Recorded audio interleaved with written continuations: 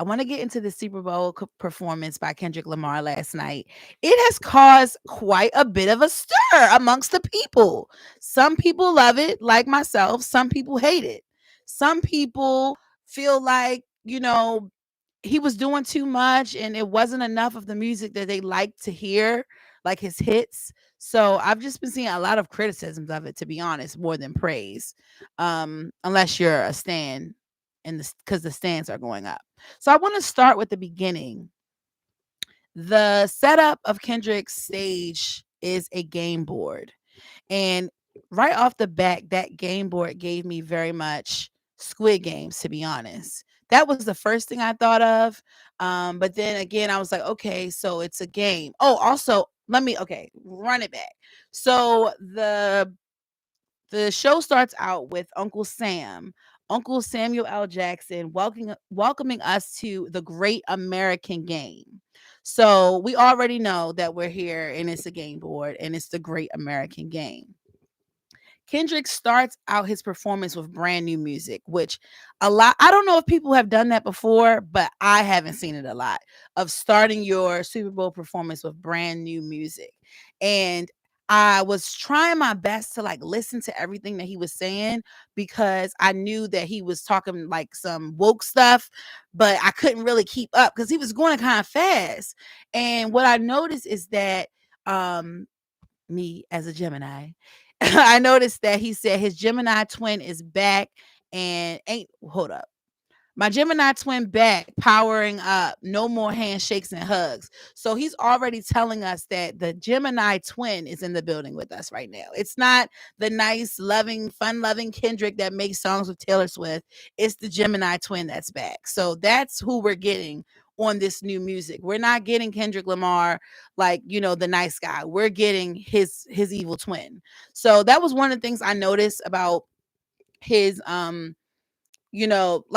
that was one thing I noticed about the new music, that he's not here to play. He's not here to be nice on this new music. Whatever is to come is not nice. And then um he's sitting on top of the GNX. Matter of fact, like squatting on top of the GNX. And next thing you know, all of the homies start flying out of the car. They're all just running out of the car. Maybe I shouldn't have said flying, but they were like coming out of the GNX car one after the other. And I thought it was a really cool trick that they did to be able to make it look like so many people were coming out of one car. So I just wanted to like nod to that. That was really visually cool to me. He then goes on to tell us that the revolution is about to be televised. Y'all picked the right time, but the wrong guy. He is nodding to Gil Scott Heron when he says the revolution will not be televised. Kendrick's saying it is. He's saying y'all picked the wrong guy if y'all didn't want the revolution to be televised, because I'm going to televise it right now. So I think that was the first kind of Easter egg to be like, besides him previewing new music, that was our first Easter egg to be like, this man is about to do some weird stuff. Like he's about to give us something different. That's what I really feel like he was giving us with that. And we go into Squabble Up. Everybody loves Squabble Up. The dancers were great. Then that's when, after Squabble Up goes off, we hear back from Uncle Sam again. And Uncle Sam says, too loud, too reckless, too ghetto.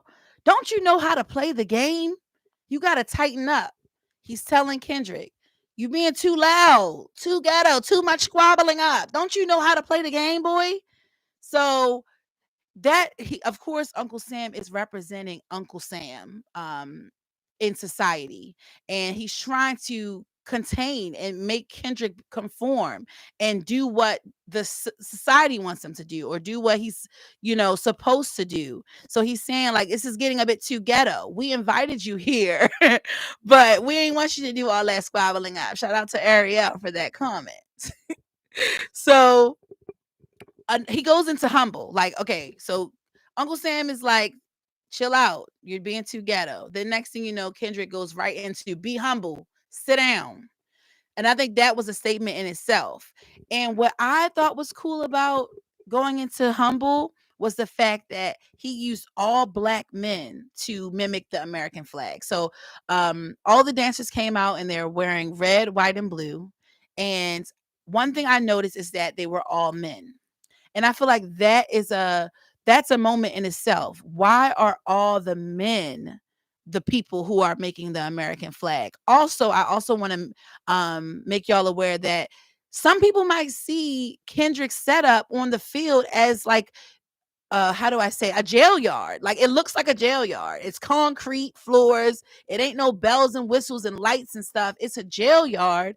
And you see the lights that look like they're out on the yard. And where was I going with this? Oh, back to the flag. So you got these black men on a prison yard in a formation of an American flag. There's some subliminal messaging here. Okay. That's just what I want to say. I haven't connected all the dots just yet, but he's trying to tell us something.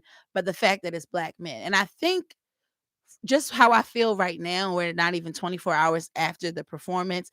I think he's trying to say, we're about to be the people that push the revolution, black men, or that's who he wants us to rise up and start the revolution. So I thought that was really cool.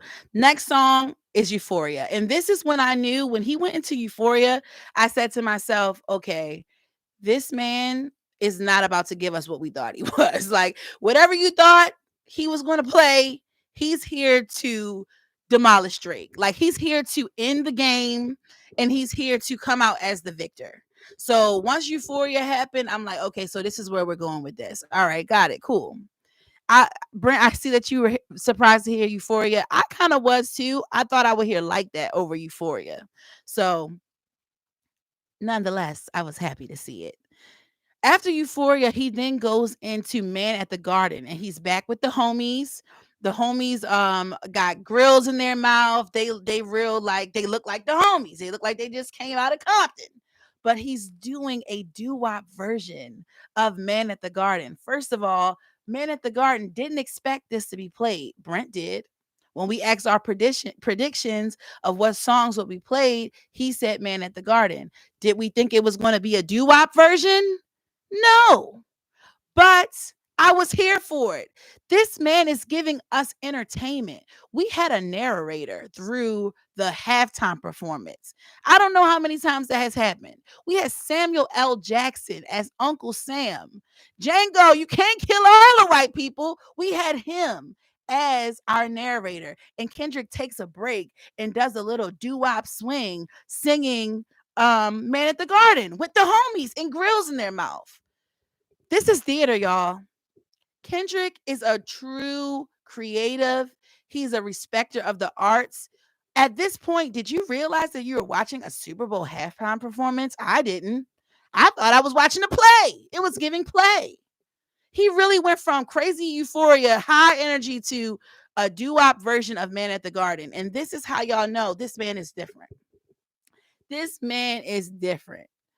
Okay, so after Man at the Garden, Uncle Sam comes back and he says, you brought the homies with you, a culture cheat code. Deduct one life. He got one life taken off of the Great American Game because he chose to bring his ghetto homies with him. Come on now. Don't you know we playing the Great American Game? You can't bring the homies with you. So once again, Uncle Sam tells us he got one life deducted. Then we go into Peekaboo. Now, this is where I know a lot of people would have been pissed off. If you didn't like GNX, if you didn't listen to GNX, you wouldn't have liked this. Like, because it's all GNX. But me, I listen to it near every other day. So I was really excited to hear Peekaboo because that is my favorite song. And can we get into how he appeared with Peekaboo? All we saw was the homie or the dancers at this point. And it was they talking about wait, is that the part? Yeah, it is. They was revving it up. And then Kendrick just pops up. Peekaboo, like literally just pops up and starts rapping. Iconic. Now, y'all, now this is where I had some tea. I had to pull in my sources on this part. The streets is saying Peekaboo is about Drake killing XXX Tentacion. They saying that Drake, remember when XX said that Drake was going to kill him if anything ever happens to him? It was Drake. Somebody saying that Peekaboo is about that. Is about Drake being the killer. I don't know about all that. I still gotta do my Googles on that one. But if it's true, when you see the game board revealed again, why is Kendrick rapping inside of an X? There are a lot of subliminals that might get glossed over. Don't lose the plot. Keep it, keep it, keep it. Stay with me. This whole thing is about telling Drake you're done. Like this is Kendrick is really popping everything he ever wanted to say, everything he wants to get off. Like, okay, as a Gemini, you have a lot of opinions. And I've been wanting to hear what Kendrick felt about these things and how, how Kendrick wanted to address Drake even further after everything that's been going on. And he does little things like this, rapping inside of an X, singing peekaboo, okay? Allegedly, allegedly, allegedly. And this is all alleged. This is all my true opinion. I am just a girl with an opinion. So this is all alleged allegations. After that, what happens after Peekaboo? Because Drake, we don't know what Drake did to XXX or if he did anything.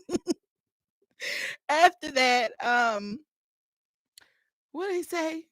Oh, that's when Kendrick goes on to he wants to perform my favorite song, but you know how they like to sue. And I was waiting for Kendrick's response about the suing too. I was wondering when he was going to say something. And that's how he does it in a cute little tongue in cheek. But you know they like to sue. Clock that T. But at that point, I knew he was going to perform it. Like when you do that, you're telling me you're going to perform the song. So at that point, I was just waiting, like, when will it be? Okay, then he goes into Luther, and then the girl dancers are back. So the girl dancers are back with their two-tone bubs, and they are dancing along to Luther, and that was really good until SZA came out. Sorry to my SZA stands. I was really disappointed in the fact that she did not sing. Like, why aren't you singing? You have the opportunity to perform on the most grand stage besides the Grammys. Sing.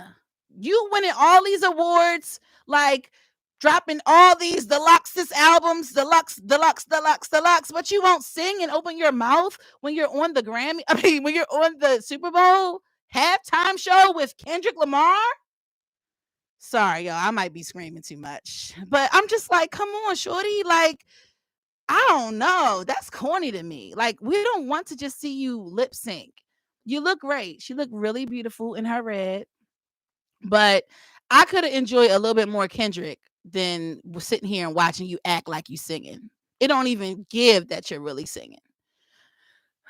Exactly. I'm with you. She should have stayed home. No, she did not sing. I'm in the chat that she didn't sing, Kevin. She was lip singing. So that kind of annoyed me. Let me go into the next song he did with SZA, which was All the Stars. Now I wish I would have took better notes on this part, but like all of the parts of the verses that Kendrick chose to rap were pushing his agenda along. And I wish I could have remembered what All the Stars started with. But he again, he's reinforcing like I'm out here for myself. I'm out here to free my, like, do what I want to do. I wish I had the lyrics. I'm not even gonna go there, but just listen to the lyrics and you'll see how it fits into his total agenda of talking about, I'm not playing this game with y'all. I'm doing things my way and I'm not who y'all think I am. So sorry, you got the wrong guy. So after All the Stars, Uncle Sam gets pleased, y'all. He comes back and says, that's what America wants. Don't mess this up. America wants the PC version of Kendrick Lamar. America wants the fun-loving version of Kendrick Lamar.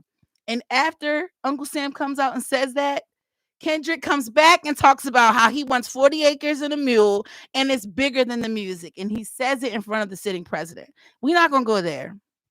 But saying that you want 40 acres and a mule and this is bigger than the music, Kendrick is a revolutionary, y'all.